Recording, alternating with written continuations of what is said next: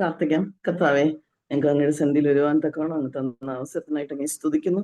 ഞങ്ങൾ അങ്ങയുടെ വചനം ഇന്ന് നോക്കുമ്പോൾ കർത്താവെ, വളരെ പ്രധാനപ്പെട്ട കാര്യം ഞങ്ങളെ അങ്ങ് മനസ്സിലാക്കി തരുന്നത് ഞങ്ങളുടെ ജീവിതങ്ങളെ ട്രാൻസ്ഫോം ചെയ്യുവാൻ അങ്ങ് സഹായിക്കണമേ. യേശുവിന്റെ നാമത്തിൽ ആമേൻ. നമുക്ക് ധ്യാനിക്കാനായിട്ട് കർത്താവ് തന്നത് പഴയ നിയമത്തിലെ 2 ദിനവൃത്താന്തവും 17 തൊട്ട് 22 വരെയുള്ള അധ്യായങ്ങളിലെ ചില വാക്യങ്ങളാണ്. 2 ദിനവൃത്താന്തം 17 അധ്യായം,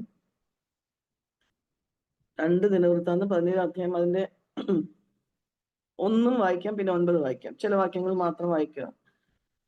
ഒന്നാം വാക്യത്തില് അവന്റെ മകനായ യഹോശഫാത്ത് അവന് പകരം രാജാവായി. യഹോശഫാത്ത് രാജാവിന്റെ പ്രധാനപ്പെട്ട ചില തീരുമാനങ്ങളാണ് നമ്മൾ ഡിസ്കസ് ചെയ്യാൻ പോകുന്നത്. രാജാവായി യഹൂദയിൽ വാഴുവാണ്. അതിന്റെ 9-ാം വാക്യം വായിക്കുമ്പോൾ അവൻ യഹൂദയിൽ ഉപദേശിച്ചു. ഒരു രാജാവ് സമയമെടുത്ത് തന്റെ പ്രജകളെ ഉപദേശിക്കുക. യഹോവയുടെ ന്യായപ്രമാണ പുസ്തകവും അവരുടെ കയ്യിൽ ഉണ്ടായിരുന്നു. അവർ യഹൂദ നഗരങ്ങളിലൊക്കെയും സഞ്ചരിച്ച് ജനത്തെ ഉപദേശിച്ചു. എത്ര വലിയ എക്സംപ്ലറി ആയിട്ടുള്ള കാര്യമാണ് ഇവിടെ എഴുതിയിരിക്കുന്നത് നമ്മളിവിടെ കാണുകയാണ്. എന്നാൽ ഈ രാജാവ് പിന്നെ അങ്ങോട്ട് പോയപ്പോഴത്തേക്ക് അതിന്റെ അടുത്ത അധ്യായം വരുമ്പോൾ 18-ാം അധ്യായം വരുമ്പോൾ 18-ാം അധ്യായം നോക്കാം. അതിന്റെ 1-ാം വാക്യം, 18-ന്റെ 1 വായിക്കുമ്പോൾ യഹോശഫാത്തിന് ധനവും മാനവും വളരെ ഉണ്ടായിരുന്നു. വളരെ മാനവും ധനവും യഹോശഫാത്തിന് വർദ്ധിച്ചു എന്നാണ് നമ്മൾ ഉണ്ടായിരുന്നു. കാരണം അവൻ രാജാവായി ദൈവത്തിന്റെ വഴിയിൽ നടന്നു. ദൈവം ഒരു കാരണവശാലും മാനവും ധനവും ദൈവ വഴികളിൽ വാസ്തവമായിട്ട് നടക്കുന്നവർക്ക് മുടക്കുകയില്ല. അത് ദൈവത്തിന്റെ പ്രോമിസാണ്. പക്ഷെ അടുത്ത ലൈൻ കണ്ടോ, അവൻ ആഹാബിനോട് സംബന്ധം കൂടി. ആഹാബിന്റെ മകളെ അവൻ വിവാഹം കഴിച്ചു. അവന്റെ ജീവിതത്തിലെ ഏറ്റവും പ്രധാനപ്പെട്ട തീരുമാനം മാരേജാ. അതാ ഈ 17-ാം അധ്യായം മുഴുവൻ വായിക്കുമ്പോൾ വളരെ അനുഗ്രഹിക്കപ്പെട്ട രീതിയിൽ തുടങ്ങിയ ഒരു രാജാവ്. പക്ഷെ 18-ാം അധ്യായത്തിൽ വരുമ്പോൾ ആഹാബിനോട് സംബന്ധം കൂടിയിട്ട് very wrong decision he made. അതിന്റെ 3-ാം വാക്യം വായിക്കുമ്പോൾ ഇസ്രായേൽ രാജാവായ ആഹാബ് യഹൂദ രാജാവ് യഹോശഫാത്തിനോട്, നീ എന്നോടുകൂടെ ഗിലെയാദിലെ രാമോത്തിലേക്ക് പോരുമോ എന്ന് ചോദിച്ചു. അവൻ സാധാരണ അല്ലെങ്കിൽ ദൈവികമായിട്ടുള്ള രാജാക്കന്മാര് ദൈവത്തോട് അല്ലെങ്കിൽ പ്രവാചകനോട് ആലോചന ചോദിച്ചിട്ടാണ് ഓരോരോ കാര്യങ്ങൾ, ഇത്ര ഇമ്പോർട്ടന്റ് ആയിട്ടുള്ള കാര്യങ്ങൾ ചെയ്യുന്നത്. പക്ഷെ ഇവിടെ കണ്ടോ, ആഹാബിനോട് സംബന്ധം കൂടിയപ്പോൾ അവന് വേറെ ഒരു മാർഗവും ഇല്ല. അവൻ ആലോചിക്കുന്ന പോലും ഇല്ല. അവനോട്, ഞാനും നീയും എന്റെ ജനവും നിന്റെ ജനവും ഒരുപോലെയല്ലോ, ഞങ്ങൾ നിന്നോടുകൂടെ യുദ്ധത്തിന് പോരാമെന്ന് പറഞ്ഞു. അതിനെ കേൾക്കുന്ന പലരും വിവാഹിതരായിരിക്കും. അതുകൊണ്ട് വിവാഹ കാര്യത്തിൽ ചിലപ്പോൾ ഇങ്ങനെ തെറ്റായിട്ടുള്ള തീരുമാനം എടുത്തു കാണത്തില്ല. പക്ഷെ വിവാഹത്തിനെ പോലെ ഏറ്റവും ഇമ്പോർട്ടന്റ് ആണ്. ഞങ്ങൾ ഇന്നലെ വേറെ ഒരാളുമായി ഡിസ്കസ് ചെയ്യുമ്പോൾ പറയുമായിരുന്നു, നമ്മുടെ കൂടെ നമ്മൾ എല്ലാ ദിവസവും ആരുടെ കൂടെ നമ്മൾ സംബന്ധം വെക്കുന്നു. ചിലപ്പോൾ അത് വിശ്വാസികൾ തന്നെ ആയിരിക്കാം, പക്ഷെ ദൈവവചന പ്രകാരം ആകണം എന്നില്ല. നമ്മൾ വളരെ ശ്രദ്ധിക്കണം. ദൈവവചന പ്രകാരം നടക്കാത്ത വിശ്വാസികളുടെ കൂടെ നമ്മൾ സഞ്ചരിച്ചാൽ പോലും നമുക്ക് ഇങ്ങനത്തെ തെറ്റുകൾ വരാം. യഹോശഫാത്ത് വളരെ തെറ്റായിട്ടുള്ള ഒരു കാര്യത്തിലോട്ട് പോയി. നമ്മൾ അതിന്റെ കോൺസിക്വൻസ് ഞാൻ വായിക്കുന്നില്ല. എന്നാൽ 19-ാം അധ്യായത്തിലോട്ട് നമ്മൾ വരുമ്പോൾ ദൈവത്തിന്റെ ഒരു വിശ്വാസത ഈ യഹോശഫാത്തിന്റെ ജീവിതത്തിൽ ഇടയ്ക്കിടയ്ക്ക് നമ്മൾ കാണുന്നുണ്ട്.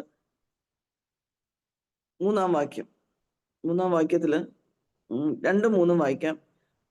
ഹനാനിയുടെ മകനായ യഹൂദ ദർശകൻ അവനെ എതിരേറ്റ് ചെന്ന് യഹോശഫാത്ത് രാജാവിനോട്, ദുഷ്ടന് സഹായം ചെയ്യുന്നത് വിഹിതമോ? ദൈവത്തിന്റെ വിശ്വസ്ത എന്ന് പറഞ്ഞാൽ നമ്മൾ ദൈവമക്കൾ തെറ്റി പോകുമ്പോൾ ദൈവമക്കളെ അവരുടെ അടുത്ത് അയക്കും. അവർക്ക് നന്മ ഉപദേശിച്ച, ചിലപ്പം ദൈവമക്കൾ വചനമേ വായിക്കത്തില്ലായിരിക്കും, പക്ഷെ ദൈവം ആരെയെങ്കിലും ഒക്കെ അയക്കും. ഈ ഹനാനി വന്നിട്ട് പറയുക, യഹോവയെ പായിക്കുന്നവരോട് നീ സ്നേഹം കാണിക്കുന്നുവോ? അതുകൊണ്ട് യഹോവയെങ്കിൽ നിന്ന് കോപം നിന്റെ മേൽ വന്നിരിക്കുന്നു. അടുത്ത വാക്യമാണ് എന്നെ ശ്രദ്ധിപ്പിച്ചത്. എങ്കിലും നീ അശേര പ്രതിഷ്ഠകളെ നീക്കിക്കളയുകയും ദൈവത്തെ അന്വേഷിപ്പാൻ മനസ്സ് വെക്കുകയും ചെയ്തതിനാൽ നന്മയും നിന്നിൽ കണ്ടിരിക്കുന്നു എന്ന് പറഞ്ഞു. ഇതിന്റെ ഇംഗ്ലീഷ് വാക്യം വായിക്കുമ്പോൾ 19th chapter verse 3.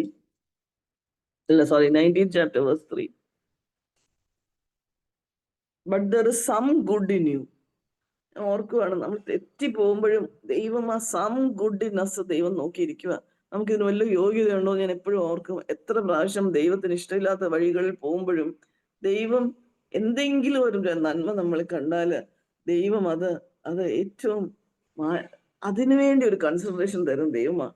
ഇത്ര വലിയ ദൈവമാണെന്ന് ഞാൻ ചിന്തിക്കുമായിരുന്നു. ഇത് കഴിഞ്ഞ് നമ്മൾ 20-ാം അധ്യായത്തിലോട്ട് വരുമ്പോൾ വളരെ പ്രധാനപ്പെട്ട ഒരു ചാപ്റ്ററാ.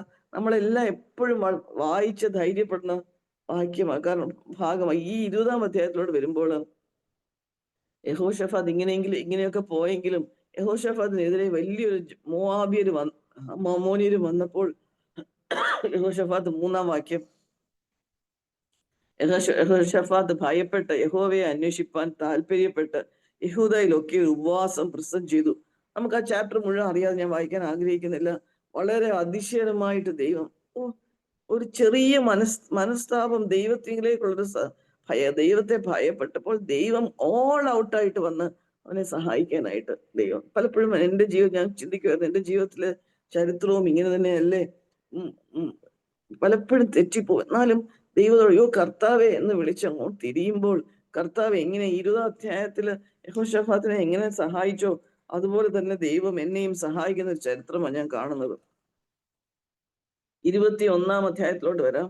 ദൈവത്തെ ഏറ്റവും തെറ്റായിട്ടുള്ള കൂട്ടുകെട്ട്, അതായത് തന്റെ ഭാര്യയെ സ്വീകരിച്ചത് ഒരു ദൈവഭയം ഇല്ലാത്തതും അന്യ ദൈവങ്ങളെ ആരാധിക്കുകയും ദൈവവഴികൾ നടക്കാതെയും ചെയ്യുന്ന ഒരു സ്ത്രീയാണ് വിവാഹം കഴിച്ചത്. അതിന്റെ കോൺസിക്വൻസ് നമ്മൾ 21-ാം അധ്യായത്തിലെ 3-ാം വാക്യത്തിൽ കാണും.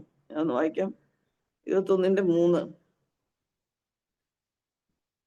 അപ്പം ഈ 21-ന്റെ 2 വായിക്കുമ്പോൾ അവന് യഹോശഫാത്തിന്റെ പുത്രന്മാരായി എന്ന് പറഞ്ഞ് കുറെ പേരുടെ പേര് പറഞ്ഞിട്ടുണ്ട്. പക്ഷെ അവൻ എന്താ 3-ാമത്തെ വാക്യത്തിൽ ചെയ്തത്? യഹോശഫാത്തിന്റെ കാര്യമാണ്. അവരുടെ അപ്പൻ, അതാണ് യഹോശഫാത്ത്, അവർക്ക് വെള്ളിയും പൊന്നും വിശേഷ വസ്തുക്കളുമായ വലിയ ദാനങ്ങളും യഹൂദയിൽ ഉറപ്പുള്ള പട്ടണങ്ങളും കൊടുത്തു. എന്നാൽ യഹോരാ ആദ്യജാതനായിരിക്കാൻ രാജ്യത്വം അവന് കൊടുത്തു. അതായത് താൻ മരിക്കാറായി, താൻ എന്ത് ചെയ്തു? തനിക്കുണ്ടായിരുന്ന വെള്ളിയും പൊന്നും വിശേഷ വസ്തുക്കളും എല്ലാം തന്റെ മക്കൾക്ക് കൊടുത്തു. ഒരു സാധാരണ വേൾഡിലായിട്ട് അപ്പൻ ചെയ്യുന്ന പോലെ. എന്നാൽ നമ്മൾ വളരെ സങ്കടത്തോടെ നോക്കുമ്പോൾ ഗോഡ്ലിനെസ്, ദൈവഭയം ഒന്നും അവന് കൊടുത്തിട്ടില്ല. 3-ാം വാക്യത്തിൽ ഈ പറഞ്ഞിരിക്കുന്ന കാര്യങ്ങളാണ് ഹെറിറ്റേജ് ആയിട്ട് കൊടുത്തു. ഞാൻ എന്നെ ഒത്തിരി ചിന്തിപ്പിച്ചു. നമ്മൾ നമ്മുടെ മക്കളെ വളർത്തിക്കൊണ്ട് വരുമ്പോൾ നമ്മൾ എപ്പോഴും ഏറ്റവും നല്ലത് അവർക്ക് കൊടുക്കണം, ഏറ്റവും ബെസ്റ്റ് ഈ വേൾഡിലായിരിക്കണം എന്നൊക്കെ നമ്മൾ എപ്പോഴും ചിന്തിക്കും. പക്ഷേ നമ്മൾ ഈ യഹോശഫാത്തിനെ വളരെ നല്ലൊരു മനുഷ്യനാണ്, നല്ലതായിട്ടാണ് തുടങ്ങിയത്. ഇടയ്ക്ക് തെറ്റിപ്പോയെങ്കിലും 20-ാം അധ്യായം വരുമ്പോഴത്തേക്ക് യഹോവയെ ഭയപ്പെട്ട് യഹോവയിലേക്ക് തിരിഞ്ഞ മനുഷ്യൻ. പക്ഷെ അവന്റെ ജീവിതം അവസാനം വന്നപ്പോൾ അവന് കൊടുക്കാനായിട്ട് ആകെപ്പാടെ ഉണ്ടായിരുന്നത് അവൻ അക്വയർ ചെയ്ത വെൽത്ത്, അവന്റെ പണം, അവന്റെ ധനം, അവന് മക്കൾക്ക് കൊടുത്ത, നമ്മുടെ ഭാഷയിൽ പറഞ്ഞ മക്കൾക്ക് കൊടുത്ത വിദ്യാഭ്യാസം, ഇതൊക്കെ മാത്രമേ അവന് കൊടുക്കാനുള്ളൂ. അവൻ ബാക്കിയെല്ലാം മറന്നുപോയി. എല്ലാ കാര്യങ്ങളും ദൈവം എന്താണ് പറയുന്നതെന്ന് മറന്നുപോയി. 21-ന്റെ 7-ാം വാക്യം ഒന്ന് വായിക്കാം. 7-ാം വാക്യം 6-7.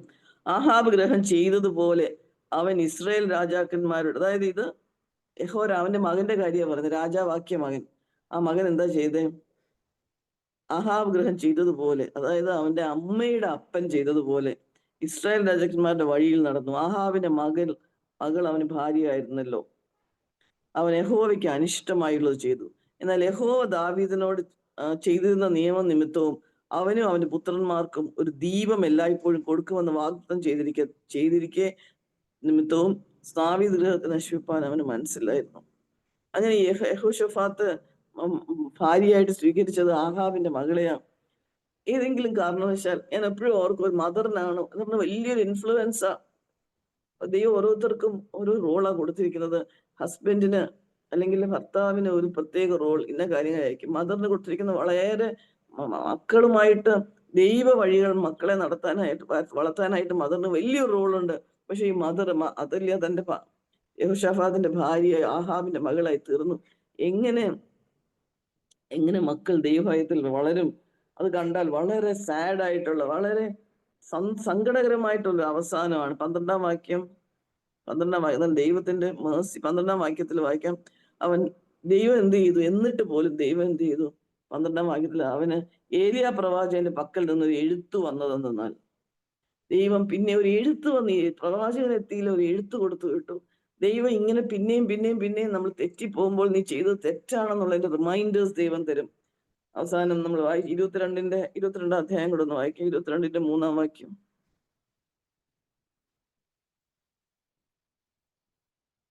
അതിന്റെ 3 വാക്യം. അവനും ആഹാഗ്രഹത്തിന്റെ വഴികളിൽ നടന്നു, ദുഷ്ടത പ്രവർത്തിപ്പാൻ അവന്റെ അമ്മ അവന് ആലോചനക്കാരത്തിയായിരുന്നു. വാട്ട് എ സാഡ് എൻഡ് എന്ന് ഞാൻ ഇങ്ങനെ ചിന്തിക്കുമായിരുന്നു. ദൈവം ദൈവ വഴികളിൽ നടക്കാനായിട്ട് യെഹോശഫാത്തിനെ നിർദ്ദേശിച്ചു. അവൻ ചെറുപ്പത്തില് അവന്റെ വിവാഹത്തിന് മുമ്പ് തന്നെ അവൻ ദൈവത്തെ അറിയാൻ അവസരം കിട്ടി. അവൻ വളരെയധികം ദൈവ വഴികളിൽ നടന്നു. പക്ഷെ വിവാഹം വന്നപ്പോൾ അവൻ കംപ്ലീറ്റ് ആയിട്ട് തെറ്റിപ്പോയി. ഇടയ്ക്ക് അവൻ ഒരു പ്രശ്നം വന്നപ്പോൾ ദൈവത്തിലോട്ട് തിരിഞ്ഞു. പക്ഷെ അവൻ പിന്നെയും അവന് he didn't take warning. ദൈവസന്നിധിയിൽ നിന്ന് വാർണിംഗ് അവൻ എടുത്തില്ല എന്ന് ചിന്തിക്കുമായിരുന്നു. അത് കഴിഞ്ഞ് നമുക്ക് 1-2 വാക്യങ്ങൾ ദൈവവചനത്തില് യെഹോശഫാത്തിന്റെ ജീവിതം നമ്മൾ കണ്ടല്ലോ. യെഹോരാം തന്റെ മകന്റെ ജീവിതം കണ്ടു. നമുക്ക് ദൈവം നമ്മളെ എന്തോ ആഗ്രഹിക്കുന്നു എന്നുള്ള വാക്യം ഒന്ന് വായിക്കാം. മലാഖി പ്രവചനം അതിന്റെ 2:15 ഒന്ന് വായിക്കാം. മലാഖി നിയമത്തിലെ അവസാനത്തെ പുസ്തകമാണ്. മലാഖി 2:15. അതിനകത്ത് ഇംഗ്ലീഷില് NLT-യിൽ എഴുതിയിരിക്കുന്ന, NLT എന്ന് പറഞ്ഞ ട്രാൻസ്ലേഷനിൽ എഴുതിയിരിക്കുന്ന വാക്യം ഒന്ന് വായിക്കാം. അത് വളരെ ക്ലിയർ ആയിട്ട് അത് പറയുന്നുണ്ട്. Did not the Lord make you one with your wife? In body and spirit you are his. And what does he want? Godly children from your union. ദൈവം നിന്റെ ഭർത്താവിന്റെയും ഭാര്യയെ ഒരു യൂണിറ്റ് ആക്കിയത് എന്തിനാ? ദൈവത്തിന് ഗോഡ്ലി ആയിട്ടുള്ള ദൈവമക്കളെ ഒരുമിച്ച് യുണൈറ്റ് ചെയ്തത് ദൈവം ആത്മീയരായിട്ടുള്ള മക്കളെ ഉണ്ടാക്കാൻ വേണ്ടി. കാരണം എന്താ? നമ്മുടെ ജനറേഷനിൽ കർത്താവ് എന്ത് ചെയ്യാൻ ആഗ്രഹിക്കുന്നു? നമ്മുടെ മക്കൾ അടുത്ത ജനറേഷനിൽ ചെയ്യണം. Godly children from A union. നമ്മൾ എപ്പോഴും വായിക്കുന്ന ഒരു ഭാഗമുണ്ട്, ദിനവൃത്താന്തം 6-ാം അധ്യായം അതിന്റെ 6 തൊട്ട് 10 വരെ വായിക്കാം. ദിനവൃത്താന്തം അല്ല, ആവർത്തന പുസ്തകം. ഇത് എപ്പോഴും എൻ്റെ മനസ്സിൽ എല്ലാ സമയത്തും ഉള്ളൊരു ഭാഗമാണ്. നമുക്കൊന്ന് വായിക്കാം.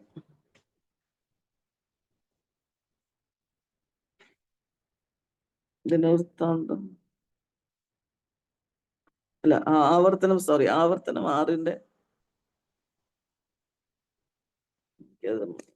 അല്ല, ഇംഗ്ലീഷ് ബൈബിളിൽ ഞാൻ വായിക്കാം.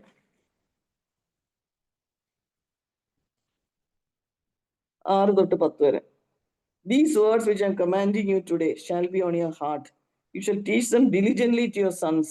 Shall talk of them when you sit in your house. ഞാൻ ഈ പറയുന്ന വചനം വീട്ടിൽ ഇരിക്കുമ്പോൾ നീ മക്കളോട് പറയണം. പലപ്പോഴും നമ്മൾ ചിലപ്പോൾ വിസിറ്റ് ചെയ്യാൻ എവിടെയെങ്കിലും പോയിരിക്കും, അല്ലെങ്കിൽ വീട്ടിൽ തന്നെ ഇരിക്കുമായിരിക്കും. അത് ഏറ്റവും ഇമ്പോർട്ടൻ്റ് ആയിട്ട് കർത്താവ് പറയുന്നത് എന്തുവാ? വെറുതെ വീട്ടിൽ ഇരിക്കുമ്പം ദൈവത്തിന്റെ വചനം സംസാരിക്കണം. അടുത്തത്, when you walk by the way. വീട്ടിൽ നിന്ന് വെളിയെ ഇറങ്ങി നടക്കുക മക്കളുടെ കൂടെ, അപ്പോഴും ദൈവവചനമാ പറഞ്ഞു കൊടുക്കേണ്ടത്. അടുത്തത് എന്തുവാ? വെൻ യു ലൈ ഡൗൺ, ടയേർഡായിട്ട് വന്ന് കിടക്കുക, അപ്പോഴും എന്തോ സംസാരിക്കേണ്ടത്? ദൈവവചനം.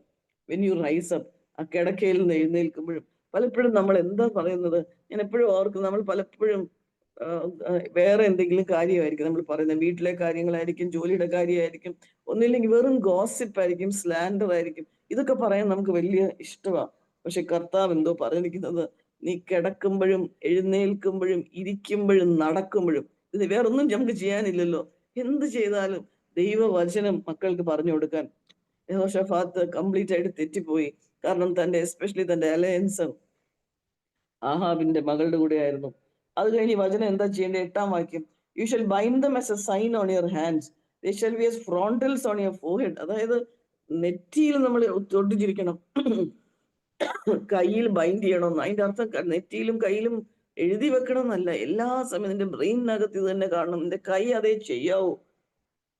9, you shall write them on the door post of your house and on your Gates.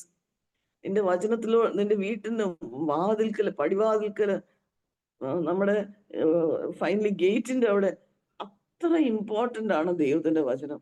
ഞാനിത് ആലോചിക്കുമായിരുന്നു, നമ്മൾ ചിലപ്പോൾ ചിലരൊക്കെ ഇങ്ങനെ ചെയ്യുന്നുണ്ടായിരിക്കാം, പക്ഷെ എന്നാലും ചിലപ്പോൾ മക്കള് ചിലപ്പം ദൈവ വഴിയിൽ വളരുന്നില്ലാത്ത പോലെ നമുക്ക് തോന്നാം.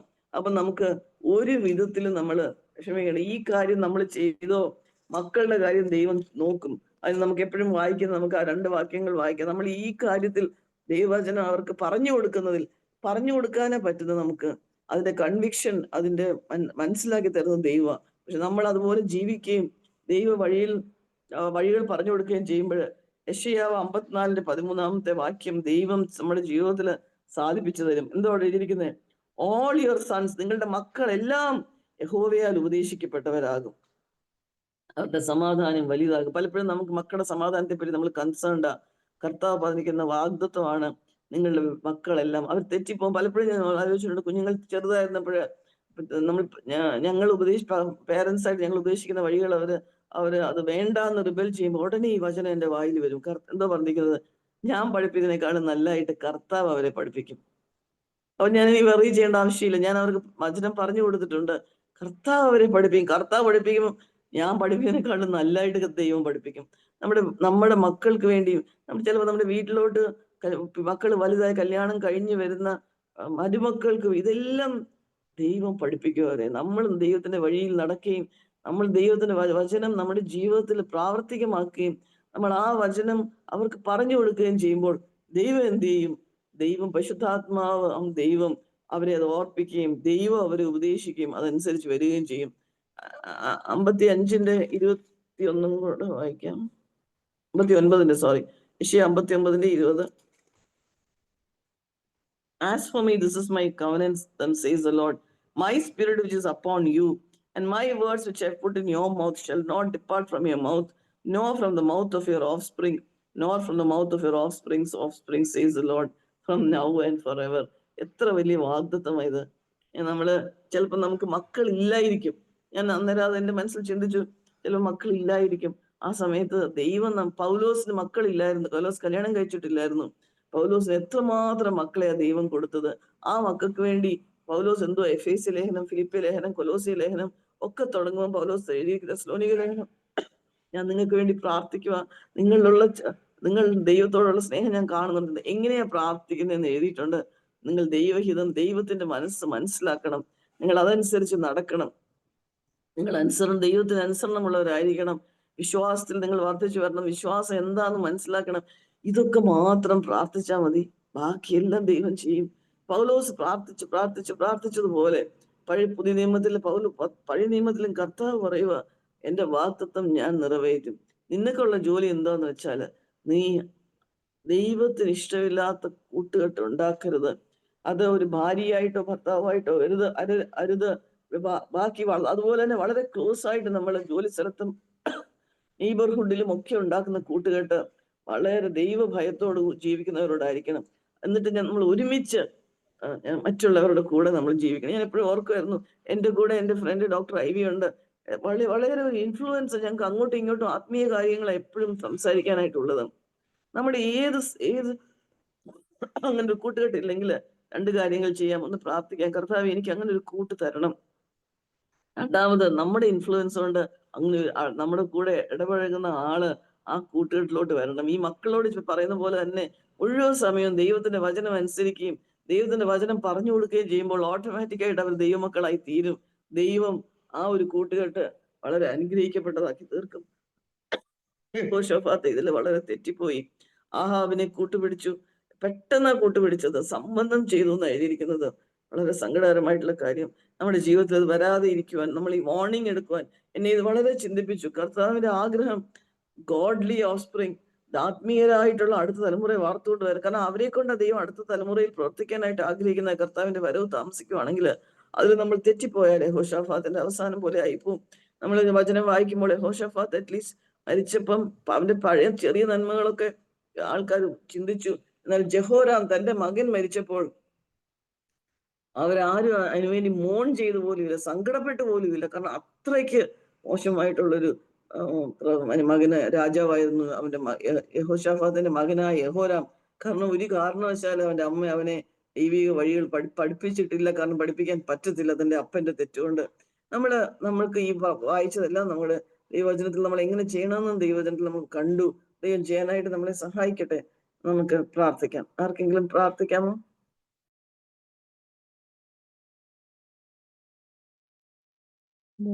കർത്താവേ, നല്ല ദിവസത്തിനായ സ്തോത്രം. കർത്താവേ, ഒരു ദിവസം കൂടെ വന്ന് അങ്ങയുടെ ഭാഗത്ത് നിന്ന് വചനം കേൾക്കുന്ന സമയത്തിനായ സ്തോത്രം. കേൾപ്പിച്ച നല്ല വചനങ്ങൾക്കായ സ്തോത്രം. കർത്താവേ, ഞങ്ങൾ അങ്ങേക്ക് ഇഷ്ടമുള്ളത് ചെയ്യുവാൻ തീരുമാനം എടുക്കുമ്പോൾ കൂട്ടുകൂടുമ്പോഴൊക്കെയും കർത്താവിൻ്റെ ഇഷ്ടപ്രകാരമുള്ളത് ചെയ്യുവാൻ ഞങ്ങളെ സഹായിക്കണം പ്രാർത്ഥിക്കുന്നു. കർത്താവെ, ഇരുന്ന കുഞ്ഞു തലമുറകളെ കർത്താവിന് വേണ്ടി നേടുവാൻ ഞങ്ങളുടെ ജീവിതം കൊണ്ട് ഇടയാക്കണമെന്ന് പ്രാർത്ഥിക്കുന്നു. കർത്താവെ, പലപ്പോഴും ഞങ്ങൾ കേൾക്കുന്നതായിട്ട് തീരും. കർത്താവെ, ഞങ്ങൾ പ്രായോഗിക ജീവിതത്തിൽ അത് പ്രാവർത്തികമാക്കാൻ ഞങ്ങളെ സഹായിക്കണമെന്ന് പ്രാർത്ഥിക്കുന്നു. നല്ല വചനം കാഴ്സ്തോത്രം. കർത്താവെ, വന്നുകൂടി എല്ലാ പ്രിയപ്പെട്ട കാഴ്സ്തോത്രം ഇത് കേൾക്കുന്നവർക്കെല്ലാം അനുഗ്രഹമായി തീരുവാൻ സഹായിക്കണം. അതൊക്കെ ഫോളോ ചെയ്യാൻ ഓരോരുത്തരെയും സഹായിക്കണമെന്ന് പ്രാർത്ഥിക്കുന്നു. കർത്താവെ, മാമിക്ക് വചനം കൊടുത്തതിനായ സ്തോത്രം. ഇപ്പം ഞങ്ങൾ പിരിയുന്ന കർത്താവെ, പിരിയാത്ത സാധനം നിറയ്ക്കണം പ്രാർത്ഥന ഇട്ടിരിക്കുക. സ്തോത്രം എല്ലാം കേൾക്കണം. ആമേൻ. Praise the Lord.